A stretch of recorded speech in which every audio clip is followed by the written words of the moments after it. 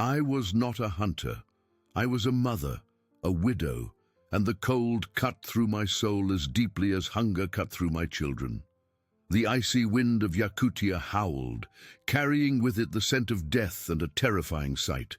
The legendary 11,000-pound buffalo, a mountain of muscle and fury, advanced upon the village's last hopes. With her heart beating like a war drum, Edna gripped her husband's bloodied spear, feeling the weight of the world in her trembling hands. What she would do next, amidst the blizzard and the primal roar of the beast, would decide not only her fate, but the very existence of her people.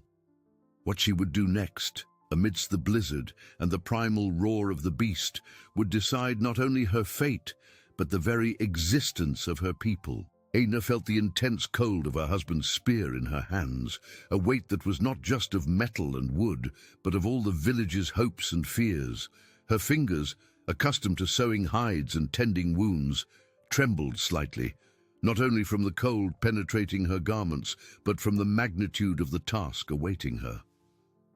The buffalo, a colossal mass of fur and muscle, stopped a few feet away, snorting warm vapor that mingled with the icy mist, its small, dark eyes fixed on her with an ancestral intensity. Ina's mind drifted to the pale faces of her children, to their small bodies huddled under thin hides, to the heavy silence that hung over the tents, a silence brought by hunger.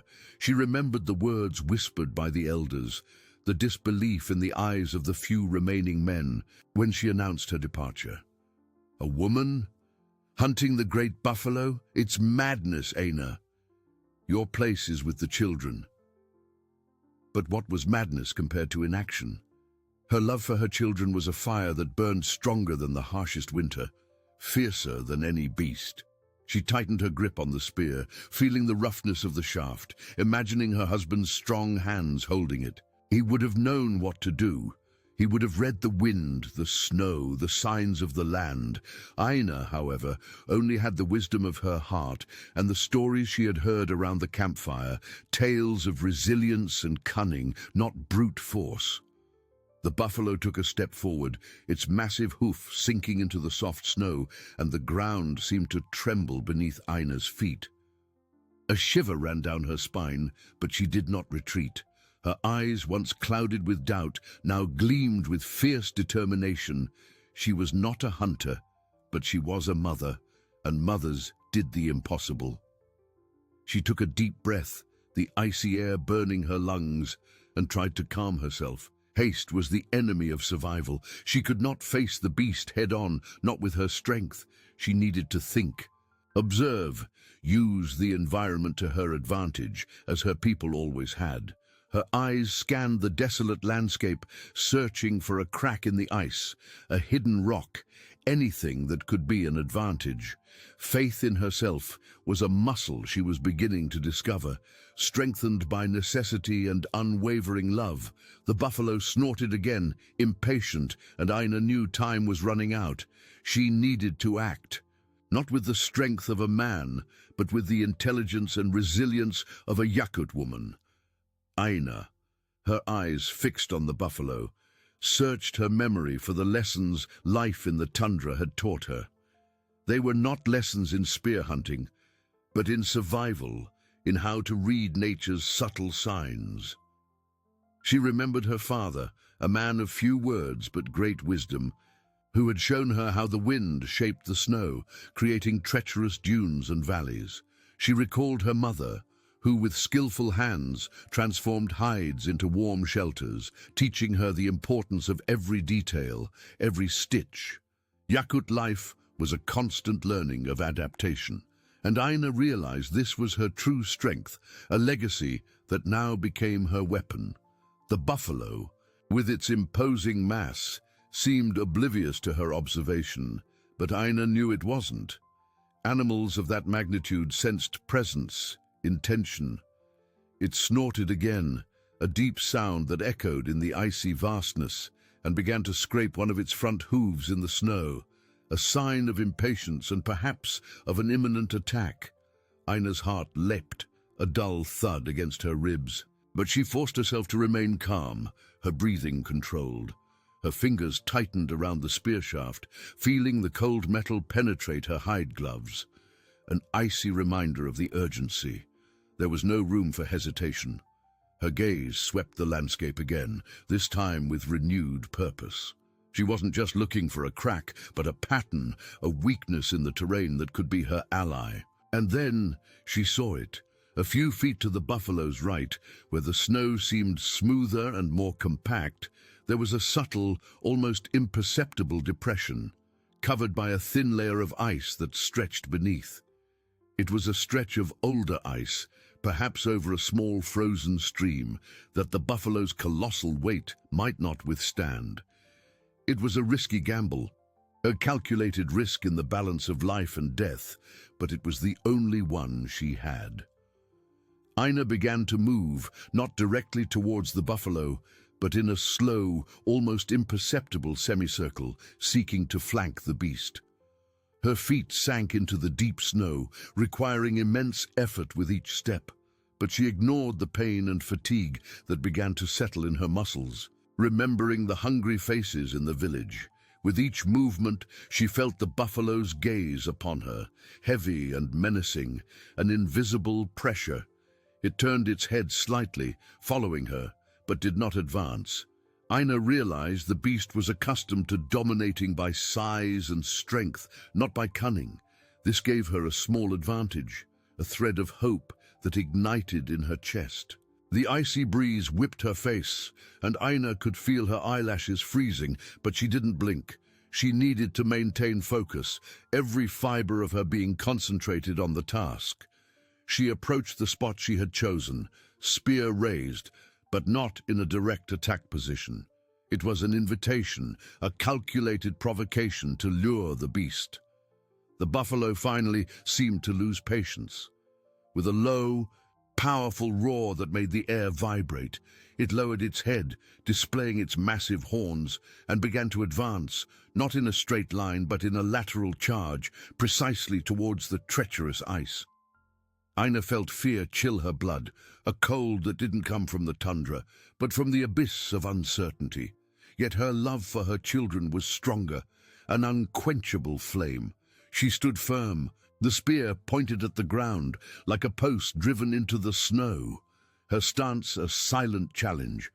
At the last instant, when the beast was a few feet away, she let out a sharp cry, a primal sound she didn't know she possessed, an echo of all mothers fighting for their young.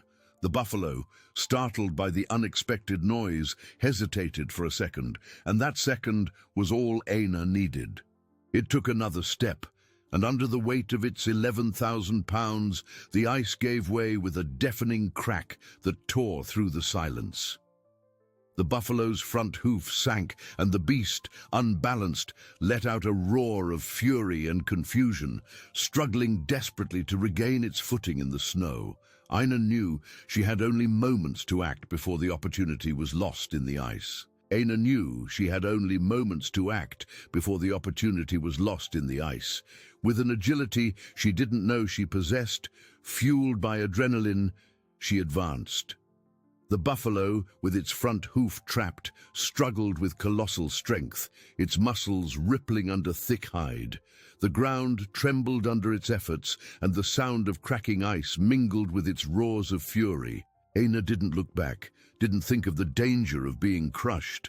Her eyes were fixed on the joint of its hind leg, a crucial pivot point for the animal. She raised the spear not for a killing blow, but for a strategic move.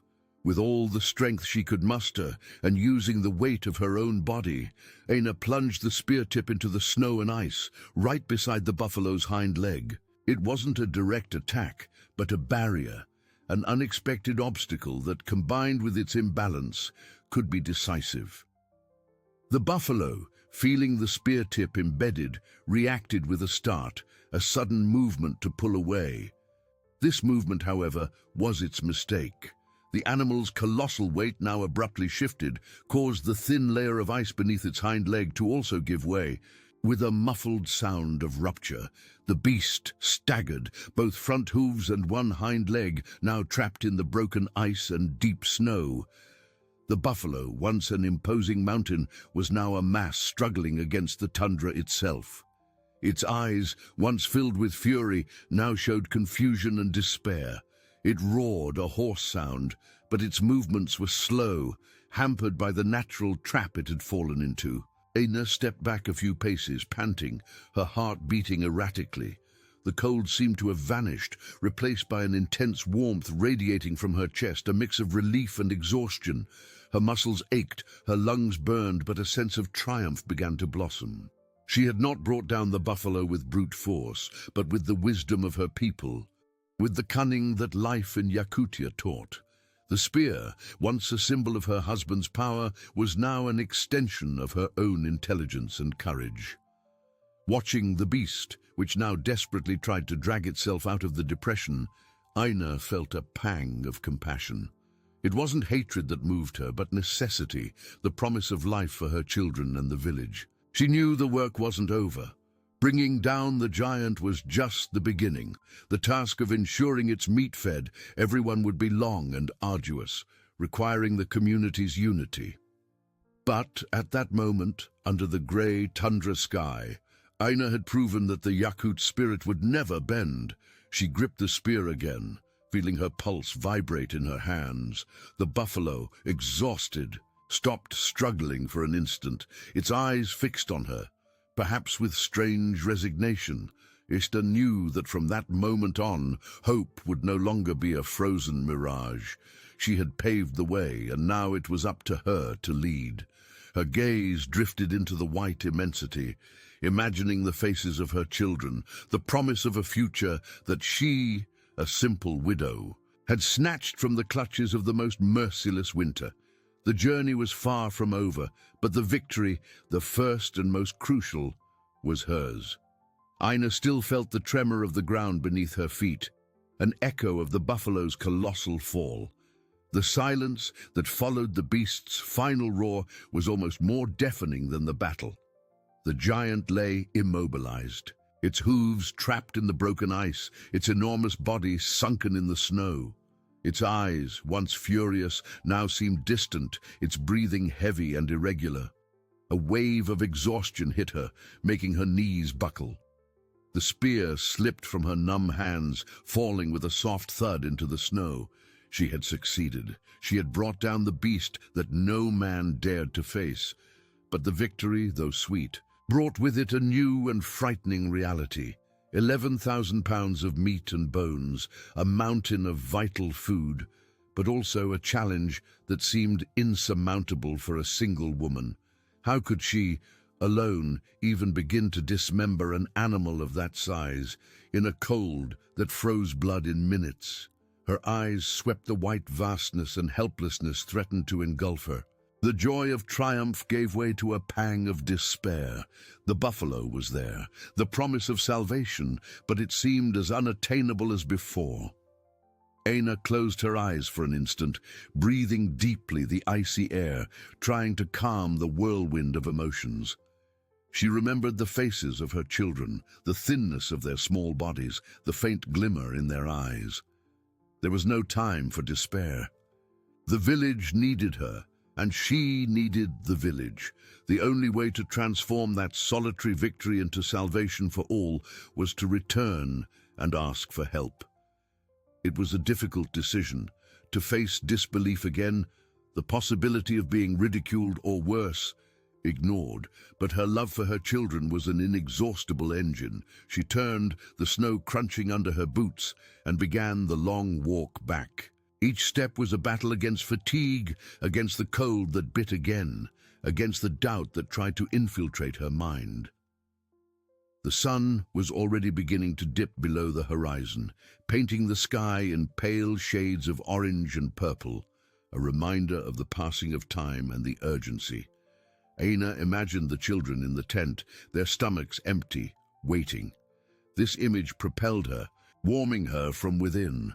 As Aina trudged through the snow, back in the village, the atmosphere was one of desolation.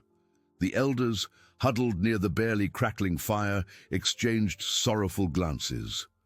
"She won't return," one whispered, her eyes fixed on the dying flames.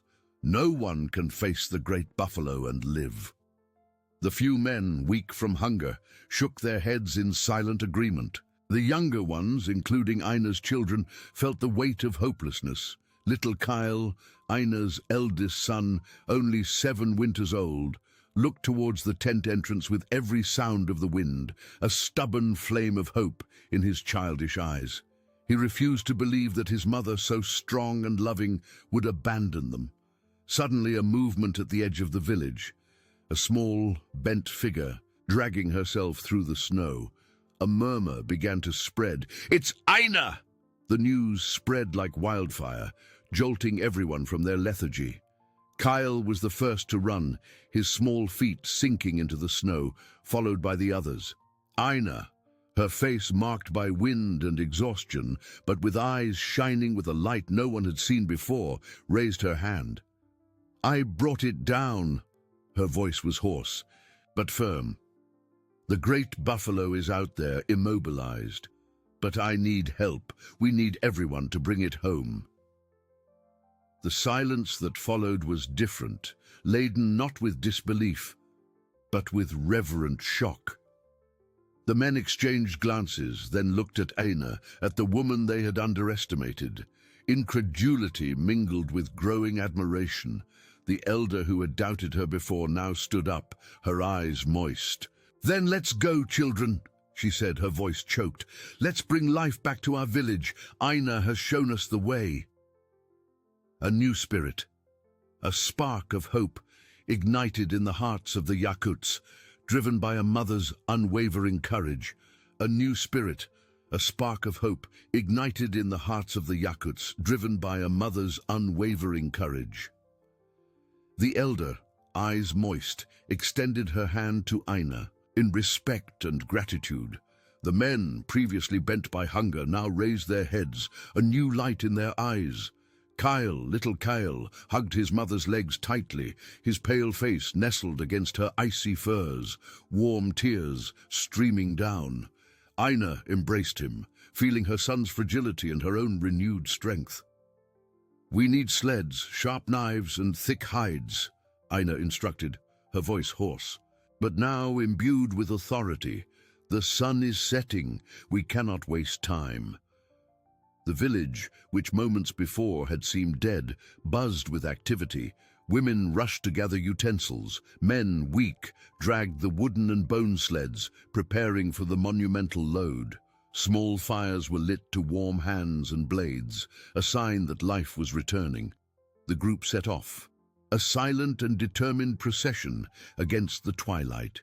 Aina led, her steps firm despite exhaustion, guiding them along the trail she herself had blazed.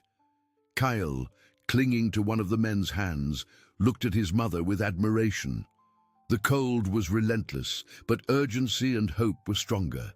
The icy wind now seemed a companion, not an enemy, whispering promises of food and survival. After an arduous trek, under the ghostly light of the moon and stars, they finally arrived. The buffalo lay there, a dark, colossal mass against the infinite whiteness of the tundra. The silence that settled was one of reverence. The eyes of the YAKUTs widened. 11,000 pounds. It was real, the legendary beast brought down by a woman. Some men knelt in the snow, touching the icy ground in respect for the life to be sacrificed to sustain theirs. Aina approached the buffalo, touching its thick fur.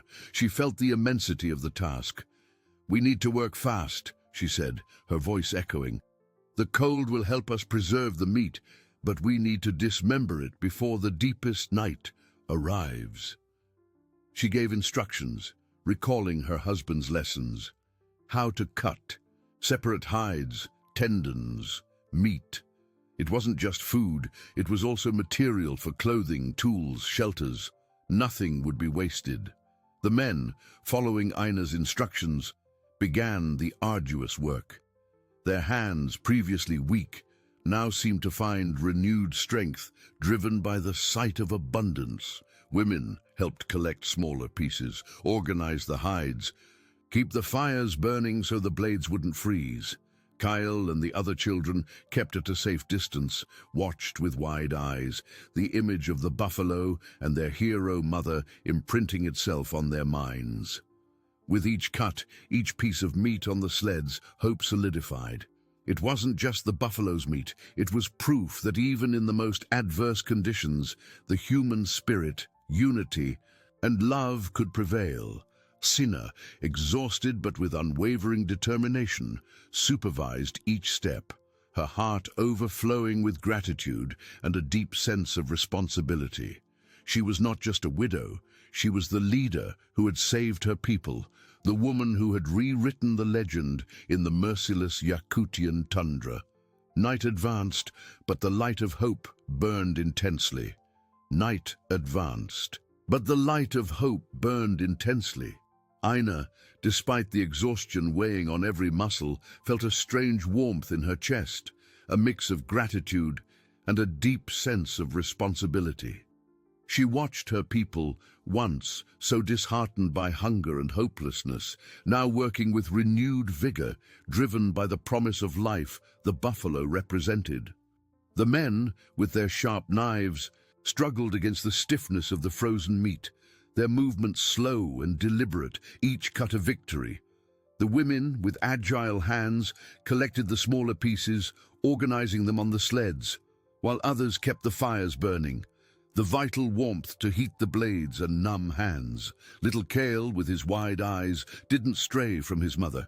He watched her with silent admiration, her image, a small yet powerful figure against the immensity of the beast, imprinting itself on his childish memory. Aina, seeing him, felt the strength of her maternal love, the inexhaustible source of her courage. She smiled faintly at him, a smile that promised a future, and Kyle returned it, a glimmer of hope on his pale face. The elders, once skeptical, now worked side by side with the younger women, their hoarse voices chanting ancient songs of gratitude and respect for nature, an acknowledgement of the gift they had been granted. Time, however, was an enemy as relentless as the cold. Night deepened, and with it, the temperature dropped to even more frigid levels. The Yakut's breath condensed into ice crystals on their eyelashes and beards. The knives, even when warmed, quickly grew cold, making the task of dismembering 11,000 pounds of meat a Herculean effort, progressing agonizingly slowly. Aina felt the urgency bite, a growing concern in her heart. They needed more time, but time on the tundra was a luxury they didn't possess. The meat, exposed for too long to the extreme cold, would freeze so solid that it would be impossible to cut and transport properly. As Aina supervised the removal of one of the buffalo's legs, a subtle but alarming sound echoed beneath her feet. It wasn't the familiar crack of ice breaking under the beast's weight, but a prolonged groan, like a deep lament coming from the depths of the earth. The ground, which had seemed firm before, even if treacherous, now vibrated differently. Aina's eyes widened. She had felt this vibration before, on thaw days, or when an underground stream ran beneath the frozen surface. The ice beneath them, already weakened by the buffalo's fall, was giving way even further. One of the men, who was cutting near the animal's head, shouted, pointing to a rapidly opening crevice in the snow, revealing the darkness of the icy water below. Panic, which Aina had managed to keep at bay, threatened to engulf her. The buffalo lay on a layer of ice that was becoming increasingly unstable, threatening to swallow not only the precious meat, but also the men who worked so arduously. The victory, so recently won, now seemed to hang by a thread, and Aina knew that a new and terrible challenge had just emerged: how to save the meat and her people from a trap that the tundra itself was setting. Aina didn't hesitate. The groaning beneath her feet intensified, and the cry of the man pointing to the crevice in the ice echoed in her chest. Panic gave way to icy clarity. Her people's lives depended on immediate reaction. Her eyes swept the scene, assessing the fissure and its expansion. The dark, icy water was visible. The ice, once an ally, now became a traitor, Stop! Aina's strong voice cut through the air, silencing the terror. No one move abruptly. Distributed weight is our only chance. She gestured, indicating that everyone should crouch down, spreading their weight over a larger area. The men, stunned, obeyed, their faces pale. The women, standing back, hugged their children, eyes fixed on Aina. Kyle, clinging to the elder's hand, looked at his mother, fear mixed with unwavering trust. Aina remembered her grandfather's stories, a legendary hunter who taught about the breath of the ice. He said that ice, like a living being, had its own sighs and groans, and that one needed to feel its pulse to survive. There was an ancient technique for dealing with unstable surfaces, moving with the ice, distributing weight and seeking firm points. It was almost forgotten knowledge, but now the only vital hope. "We need ropes and strong branches," Aina ordered, her voice firm. "We will tie the buffalo's legs and pull it to the safe edge, where the ice is thicker, but carefully, one at a time, without abrupt movements." The men exchanged glances, some hesitant, others already moving. The elder who had doubted her now approached, her eyes full of respect. "She knows what she's doing," she whispered. "Our ancestors guide her." The task was monumental, tying the legs of the 11,000-pound buffalo, submerged and trapped, would require everyone's strength. The sight of the meat, the promise of life, was an incentive. The men, with numb hands, began to pass thick ropes around the giant's legs, working at a slow and coordinated pace under Aina's watchful eye. She instructed them, showing where to step, how to distribute their strength, how to feel the ice's vibration. The groaning of the ice continued, an ominous sound that reminded everyone of the fragility. Driven by Aina's leadership and urgent necessity, they persisted. Each piece of meat loosened and dragged to the safe edge was a small victory, a deep relief. The women helped carry the smaller pieces, while Kyle, wide-eyed, observed the collective effort, the determination. He saw his mother, not as a fragile widow, but as an unyielding force. Aina felt the cold bite to the bone, exhaustion weighing her down, but her spirit was alight. She was the bridge between ancestral wisdom and her people's survival. The ice continued to groan, but they prevailed, piece by piece, with unity and cunning. The struggle against the tundra was relentless, but Aina had proven that the human spirit, moved by love and hope, was more resilient. The sun rose on the horizon, bringing the promise that together they would overcome this challenge. The sun rose on the horizon, bringing the promise that together they would overcome this challenge. Its pale rays barely penetrated the icy mist that hung over the tundra, but the light it brought was more than physical. It was a light of hope, a beacon for the exhausted hearts of the YAKUTs. The groaning of the ice, however, did not cease. It was a constant reminder of the fragility of their situation, a menacing murmur that accompanied every movement. Aina, her brow furrowed in concentration, watched every man, every woman, every child, ensuring that the weight was distributed with the utmost caution. She repeated her grandfather's instructions, the teachings about the breath of the ice, about how coordinated movement could deceive the surface's fragility. "Slowly, brothers, one step at a time," her hoarse voice echoed. "Feel the ground, listen to the ice, it speaks to us." The men, with ropes already firmly tied to the buffalo's legs, began to pull. The effort was superhuman. 11,000 pounds of meat and bone, semi-submerged, offered colossal resistance. Their muscles trembled, vapor streamed from their mouths in dense clouds, but no one gave up. The sight of the meat, the promise of satiety, was a fire that burned stronger than the cold. The elders, with their wrinkled hands, helped push the sleds already loaded with the first pieces of meat, dragging them to the safety of firm ground. Their faces, once marked by hopelessness, now displayed fierce determination, a sparkle in their eyes that had long been absent. Little Kale, kept away from the dangerous edge, watched his mother. He saw the strength in her bowed shoulders, the wisdom in her eyes, the courage that radiated from her. To him, Aina was not just his mother. She was the personification of legend, the woman who defied the impossible. His small fists clenched, and he wished he had the strength to help. Aina, feeling her son's gaze, turned for an instant and gave him an encouraging nod, a silent reminder that all of this was for them. With every meter, the buffalo was dragged. With every piece of meat that reached safety, a collective sigh of relief swept through the group. The ice continued to groan. But the Yakuts were winning the battle against treacherous nature. The crevice, though still present, was not expanding as rapidly. Aina's strategy was working. The work was slow, exhausting, but methodical. They dismembered the animal with reverence, each cut a silent prayer for the life that would be preserved. The hides were carefully removed, the tendons separated, the meat divided into manageable portions. Nothing was wasted.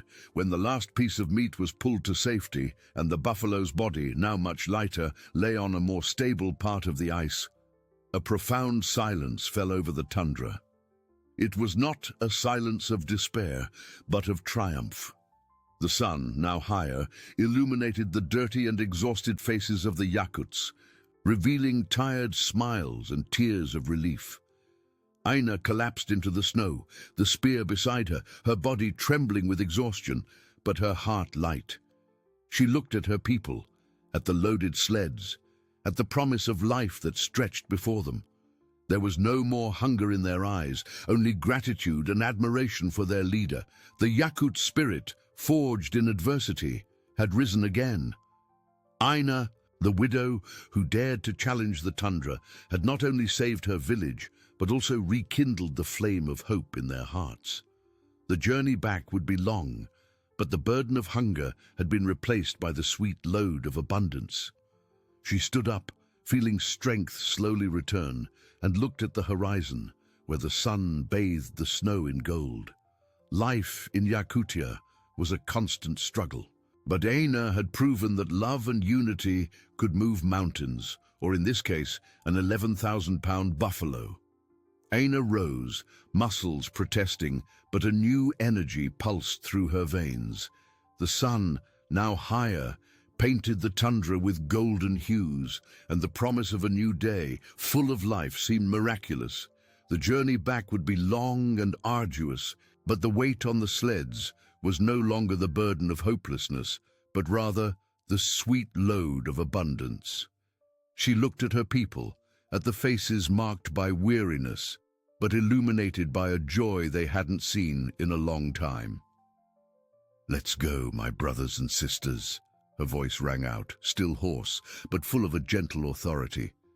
"The village awaits us. Our children are waiting."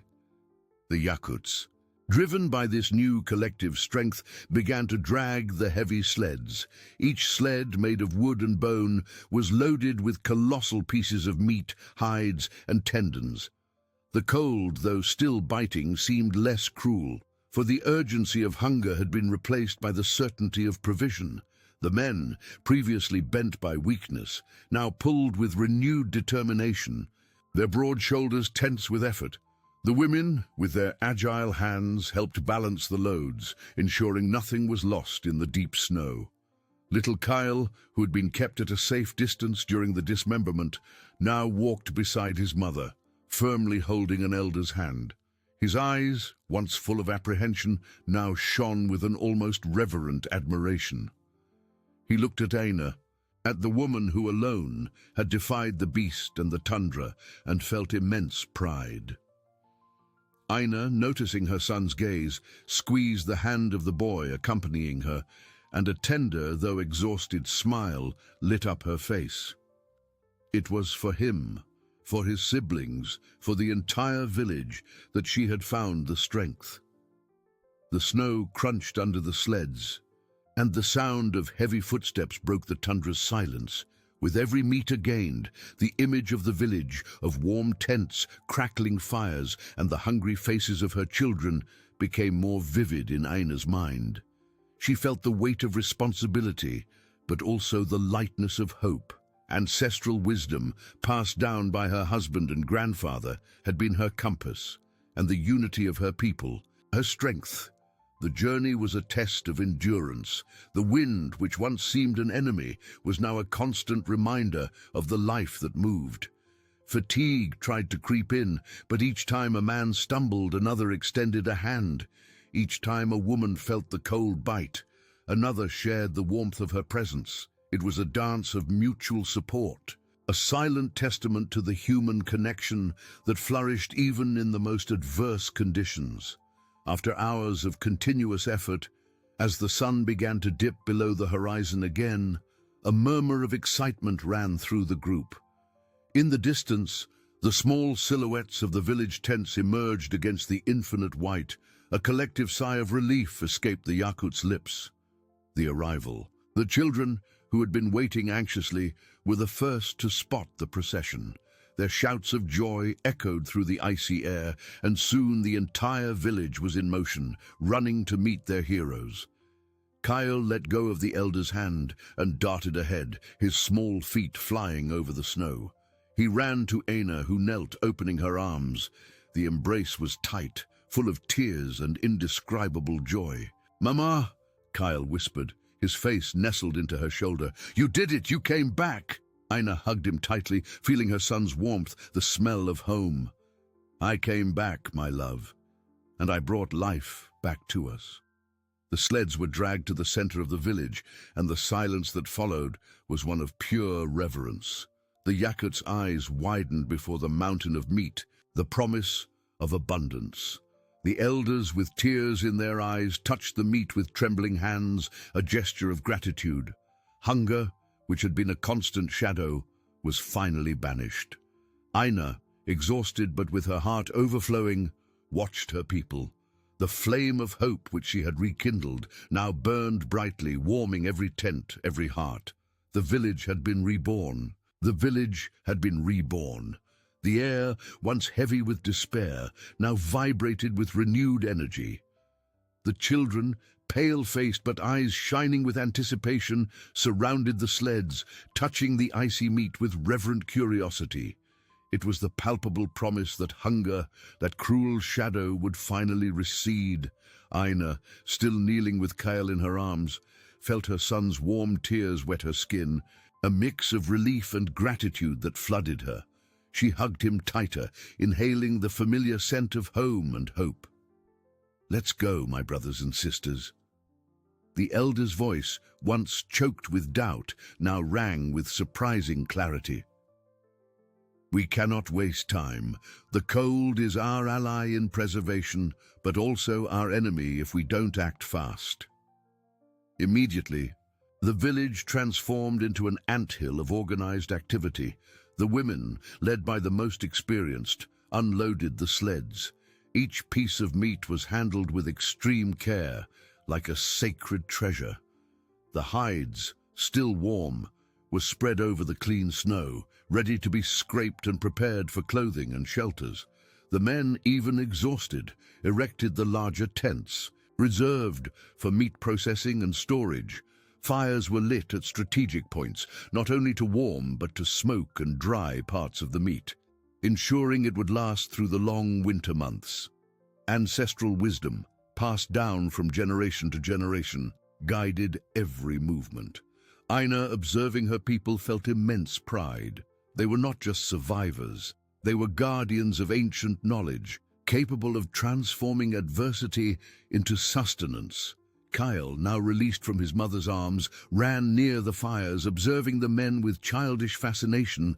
Hunger, though still present in his stomach, was slowly being replaced by a new emotion: security. Aina approached one of the fires, where a piece of fresh meat was already being roasted. The rich, smoky smell filled the icy air, awakening an uncontrollable desire in everyone. The first meal. It was more than food. It was a ritual, a celebration of life. The children were the first to be served, eyes wide with joy as they received a succulent piece. Kale bit into the meat eagerly, the taste filling his mouth, a sensation he had almost forgotten. Aina watched him, her heart tight with emotion. Seeing her children eat, with the promise of abundance, was her reward. She herself accepted a piece, feeling strength return with each chew. The meat was a blessing, but the warmth of the community, the laughter of the children, was the true nourishment for her soul. Night fell, but the village did not sleep. Work continued under the flickering light of the fires and the glow of the stars. Ancient songs of gratitude and hope echoed, replacing the silence of hopelessness. Aina, sitting near Kale, who slept deeply in her arms, watched the starry sky. The buffalo had been brought down, the meat processed, but the struggle for life on the tundra was continuous.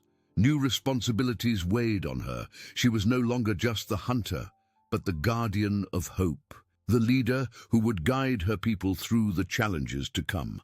Winter was long, the tundra relentless. However, now they had the meat, the wisdom, and unity. With that, Aina knew they could face anything. The village had been reborn, and with it, a new legend. Aina, sitting near Kyle, who slept deeply in her arms, watched the starry sky. The buffalo had been brought down, the meat processed, but the struggle for life on the tundra was continuous. New responsibilities weighed on her. She was no longer just the hunter, but the guardian of hope, the leader who would guide her people through the challenges to come. Winter was long, the tundra relentless. However, now they had the meat, the wisdom, and unity. With that, Aina knew they could face anything. Aina felt Kale's small body nestle closer, the warmth of his breath a balm against the biting cold. She stroked her son's hair, her heart overflowing with a complex emotion, relief for the newly won abundance, but also a deep apprehension for the future. Yakutia's winter was a patient enemy, and the buffalo meat, though abundant, would not last forever.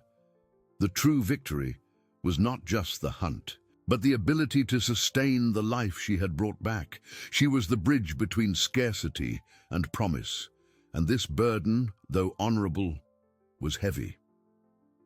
The fires crackled, casting dancing shadows on the faces of the Yakuts who still worked, lulled by ancestral songs. The smell of smoked meat mingled with the icy air, a scent of survival and gratitude. Aina saw the elder Anya, the one who had once doubted her, now sitting in silence, observing the work with a glimmer of reverence in her eyes. Anya slowly rose and walked towards Aina, her steps firm despite her age. Her face, marked by the wrinkles of tundra life, displayed an expression of deep seriousness and respect. "Aina," Anya began, her voice hoarse but imbued with a new authority, "you have brought us more than food. You have brought us faith in ourselves, faith in our ancestors, and in the unbreakable spirit of our people." She knelt before Aina, a gesture of respect that took the young widow by surprise, making her feel an unusual warmth in her chest. "Your husband's spirit lives in you, and the wisdom of our ancestors guides you. We need your voice, your vision, for the days to come. What will we do now, Aina, so that this abundance is not just a brief relief, but the foundation of a lasting future for all of us?" Aina felt a lump in her throat. That gesture coming from Anya, the most respected of the elders, was the recognition she didn't know she needed. She gently placed Kyle on the ground, where he continued to sleep, and held Anya's wrinkled hands. "It's not me, Anya," Aina replied, her voice choked with emotion. "It's us. The buffalo was brought down for a purpose greater than my own strength. It was brought down by the hunger of our children, by the unity of our people, by the wisdom bequeathed to us through generations." She stood up, and her voice, once soft, gained a resonance that echoed through the camp, drawing everyone's attention. Winter will test us, yes, but we have the meat, yes, and we have something more valuable, the lesson that, together, we are invincible. We will not waste a single piece. We will teach our children to hunt with respect, to preserve with intelligence, and to share with generosity. For the true strength of a people lies in their compassion and their ability to care for one another. The Yakuts stopped their work, turning to Aina, their eyes fixed on her. The fires illuminated their faces, once tired, now attentive and full of renewed hope. Aina raised her husband's spear, not as a weapon, but as a symbol of her heritage and her promise. "This spear," she declared, her voice firm, "is not just a hunter's spear. It is the spear of hope, of resilience, of the YAKUT spirit that never bends before adversity. We will honor the life given to us, and together we will build a future where hunger will be just a distant memory, a tale for our grandchildren." A murmur of approval swept through the village, followed by a reverent silence, filled only by the crackling of the fires. The icy air seemed to vibrate with the energy of a new promise. Aina looked at Kyle, who now opened his eyes, sleepy but with a smile. She knew the fight wasn't over, but the true climax was not in the buffalo's death, but in the rebirth of faith and unity. The village, united under the starlight, was ready to face the future, led by a living legend. Aina felt the weight of the spear in her hand, no longer a burden, but a staff of leadership forged in adversity. The village's murmur of approval transformed into a hum of renewed activity. Night advanced, but weariness seemed banished by purpose. The priority was to ensure that the buffalo's gift was preserved for the relentless winter months. Aina, with Kyle nestled, still sleepy, beside her, observed the orchestra of her people, each playing their part with dedication. The women, led by the wise Anya, organized the meat into sections, thin slices for air drying, others to be smoked over controlled fires, and the largest portions carefully buried in the deep snow for eternal preservation. "We need more firewood," a young man's voice echoed, and a group of men, with sharp axes gleaming under the moonlight, headed for the frozen birch forest. Others prepared the structures for improvised smokehouses, while the children, supervised by the elders, gathered smaller branches and bones for the fire, feeling like a vital part of the effort. Kyle, now more awake, watched his mother with admiration. He saw not just the hunter, but the leader, whose words had rekindled the flame of hope. Aina knelt, hugging him again. "See, my son," she whispered. "This is how a people survive and prosper, together, always." Anya approached, a soft smile on her wrinkled lips, her eyes conveying deep respect. "Your voice has the power to unite, Aina. Our ancestors would be proud." Aina returned the smile, feeling the connection and mutual trust. "Their wisdom guides us, Anya, and your experience is our beacon." Together they coordinated the next steps. Aina spoke about the importance of teaching the younger ones the preservation techniques, emphasizing how every part of the buffalo, from meat to tendons, from bones to hides, had a sacred and vital purpose. The hide would be treated to become warm clothing and blankets, essential to withstand the 95.8 degrees cold. The tendons would be worked into ropes and bows, and the bones into tools and needles. Nothing would be wasted. The village, once on the brink of collapse, now buzzed with renewed purpose and contagious energy. The smell of smoke and roasted meat permeated the icy air, a scent of survival and gratitude.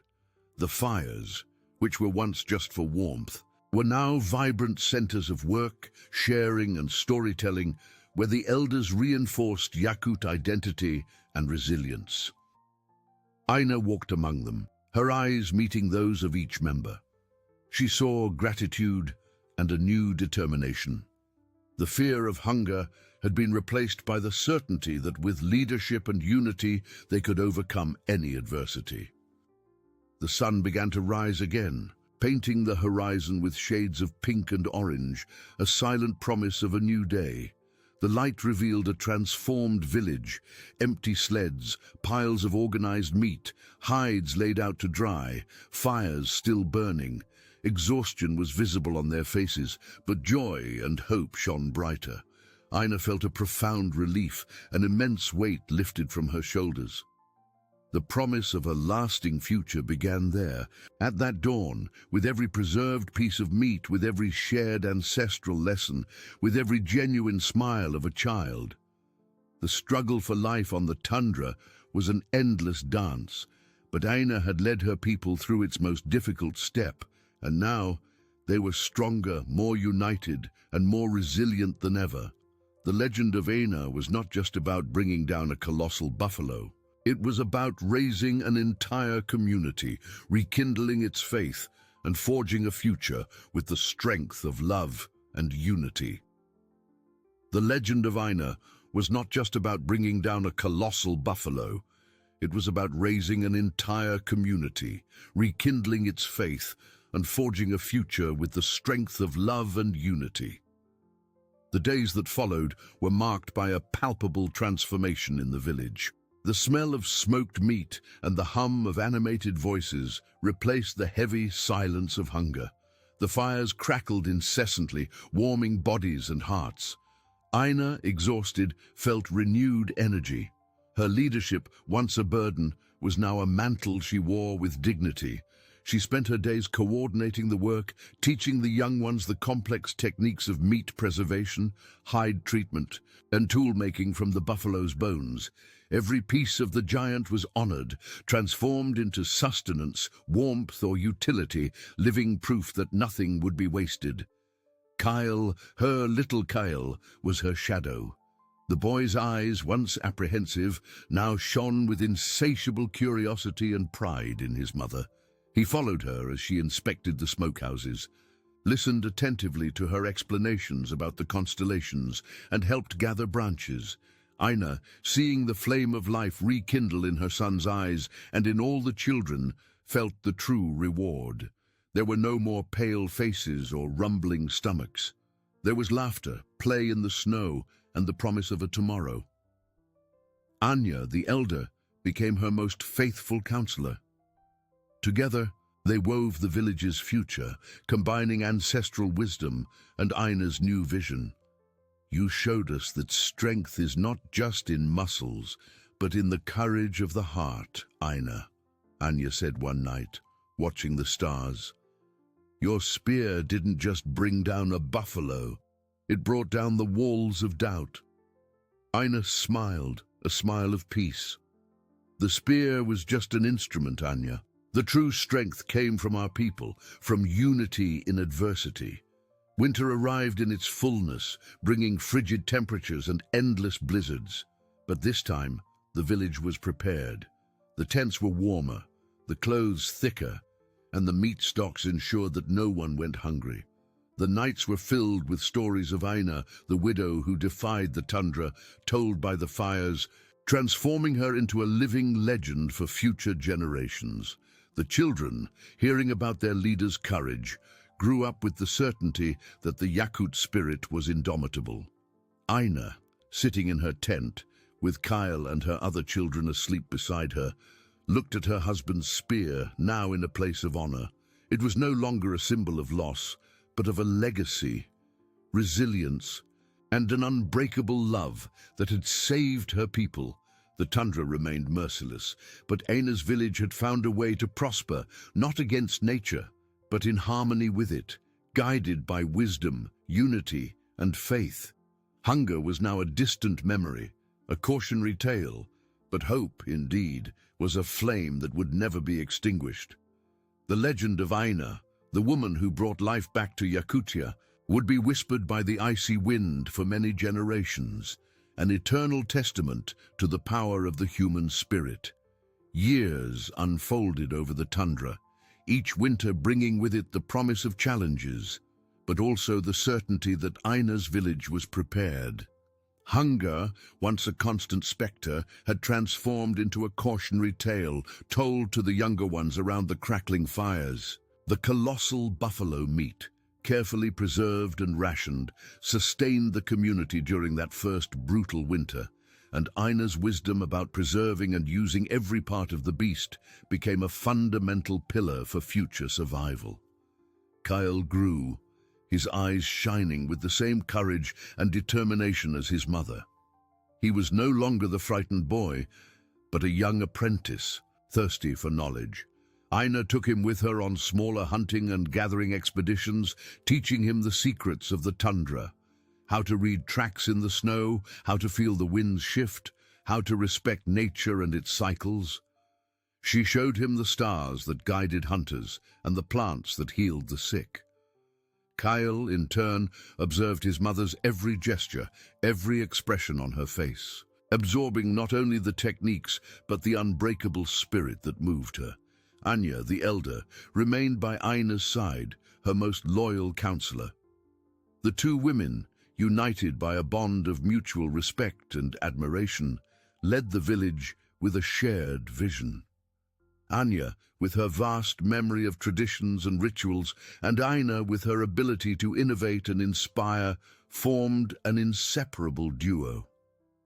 Together, they implemented a rotation system for hunting and gathering, ensuring that everyone had their role and that the burden of survival was shared.